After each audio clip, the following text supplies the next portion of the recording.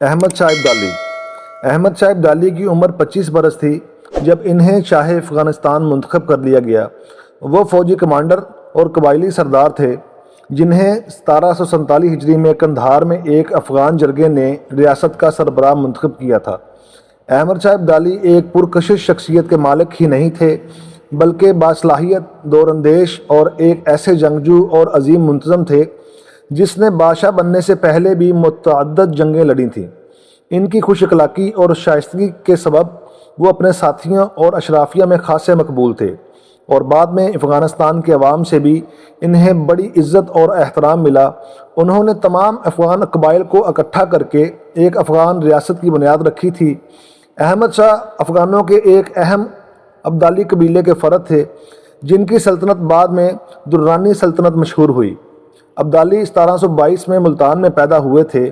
جرمنی کے ایک مشہور مفکر اور مورخ فریڈرک اینگلز نے 1857 ہجری میں اپنی کتاب جنگ افغانستان میں اس ملک کا جغرافیہ، حالات اور واقعات رقم کیے ہیں، جس میں وہ لکھتا ہے: افغانستان فارس اور ہند کے درمیان میں ایشیا کا ایک وسیع ملک ہے۔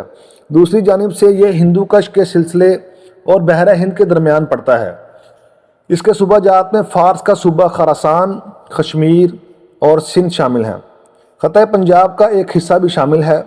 اس کے مرکزی شہر کابل، غزنی، پشاور اور قندھار ہیں۔ احمد شاہ ابدالی نے کئی جنگیں لڑیں اور ان کی فتوحات نے سلطنت کو وسعت دی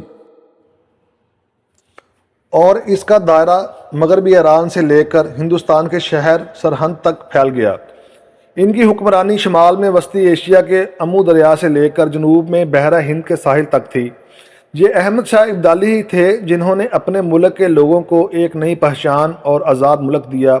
یوں تو افغانستان کی تاریخ کئی سو صدی پرانی ہے جس میں یہ خطہ مختلف ناموں سے پہچانا جاتا رہا۔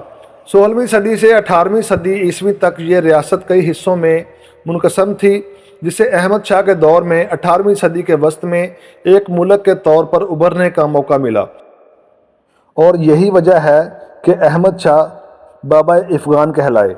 عام طور پر لوگ انہیں احمد بابا بھی کہتے ہیں۔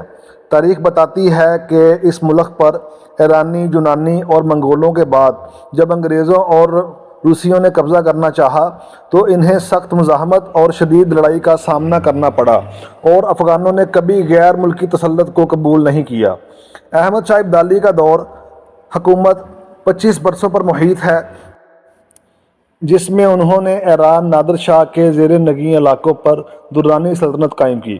نادر شاہ کو قتل کر دیا گیا تھا اور احمد شاہ ابدالی، جو نادر شاہ کی فوج میں کمانڈر تھے، افغانستان کے بادشاہ منتخب ہو گئے۔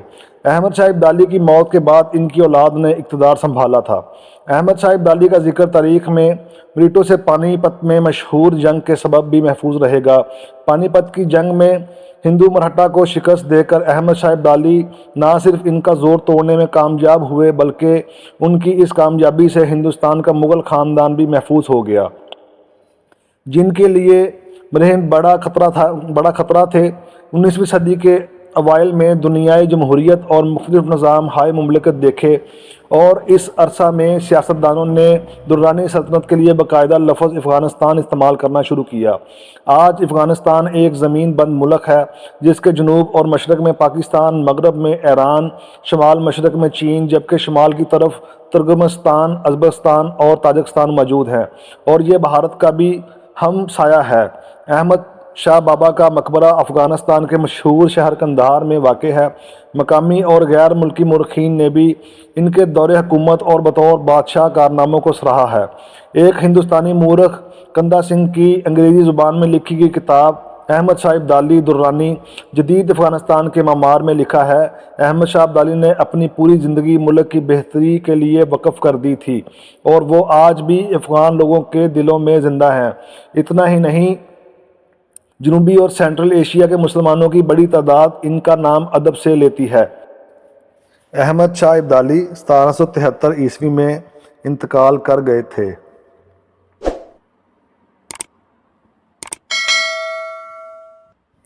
گزارش: درود پاک ذہنی سکون اور نامہ اعمال میں نیکیوں کے اضافے کا باعث بنتا ہے۔